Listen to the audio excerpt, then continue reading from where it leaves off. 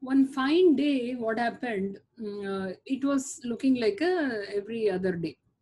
So a bus driver went to the bus garage. He started his bus and drove off along his designated route. Whatever is the normal route he used to drive, he went. Usually, the bus driver never had any problem with his passengers. He was a very, very good driver. He never had any problem with the passengers. But he was about to find out that this was not going to be one of those days. So that was what was his experience, and this day will be different and change his life forever. At the first couple stops, everything was as usual, and a few people got on and a few people got off, and things went generally well. At one of the last stops, however, a big hulk of guy got in, and he was 6 feet height and built like a wrestler and arms hanging down to the ground. He glared at the driver and said, "Big John does not need to pay," and sat down at the back. The driver was so shocked that he just sat there speechless and wondering, why did this just happen? And what would happen if he would stand up to the bully? So that man was so bulky, and he was huge, structured. And the driver was thinking, like, what will happen if I fight with him? While thinking how it would end if he would stand up to the bully, he also remembered that he is only 5 feet 3 thin and without any self defense skills. The driver was looking very small and tiny in front of that man, and he was very thin also, and he does not know any skill. So he knew that it wasn't smart to argue with that big John, but he also wasn't happy about the whole situation. He was not happy because he doesn't want anyone to come and sit there that saying that I won't pay. The next day the same thing happened. The big John got on again, made a show of refusing to pay, and sat down. And the next day, and one after the other, and so forth, same thing happened. This really bothered the bus driver, who started losing sleep over the way the big John was taking advantage of him, because he was so thin and physically very very short.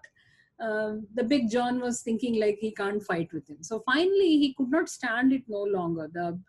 The driver was very angry. He wanted to put a full stop for this. He decided to stand up to the bully.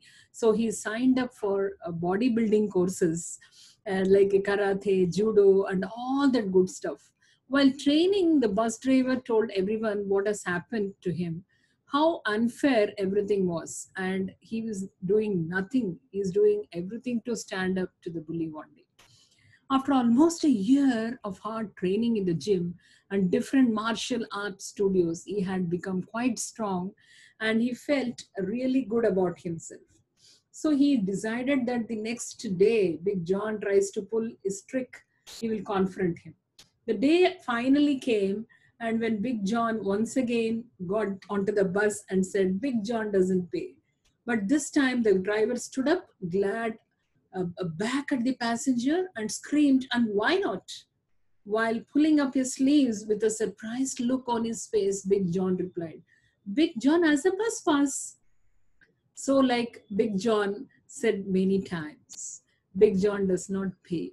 The bus driver apologized to Big John for screaming at him and sat down and took a couple of minutes to think over what he had put himself over the past year, and how all of it could have been avoided if he would have just asked the Big John the very first day why he does not have to pay. At the end of the day, when the bus driver got back to the martial arts studio, his mentor asked him, "So, did you stand up the bully this time?"